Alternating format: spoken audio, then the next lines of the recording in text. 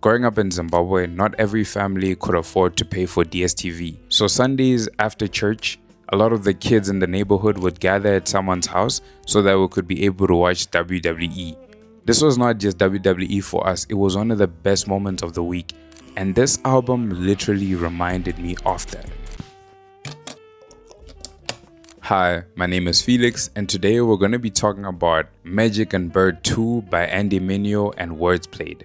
This album was the most nostalgic thing I've ever heard. Magic and Bird 2 is a sequel to a project that they made years ago in which they impersonated NBA legends. This time they decided to tap into something even more nostalgic, WWE. I think everyone at some point grew up watching WWE, and it's a universal nostalgic experience. So before we even get to the music, I want to tell you about the world that they built because it was so intentional. To start it off, they teased the website, and as you went on this website, you would get an email that would let you know that you are on the road to Magic and Bird 2, paying homage to Road to WrestleMania. They had freestyles, EPs, live events, and the fans would get to just experience that world as we build the hype for the album. It felt like a treasure hunt, and that's what captivated everyone to actually wait for the album.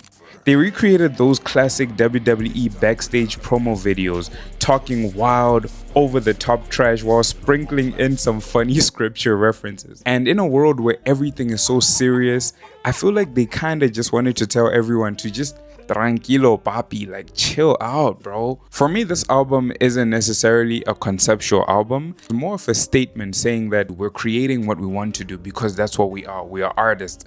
And art in its purest form is when we're childlike. They created as if they were kids and tapped into something that brought them joy as children. Scripture calls us to be like children because we're in the hands of a kind and loving father. And I feel like this album, for me, just reminded me of that.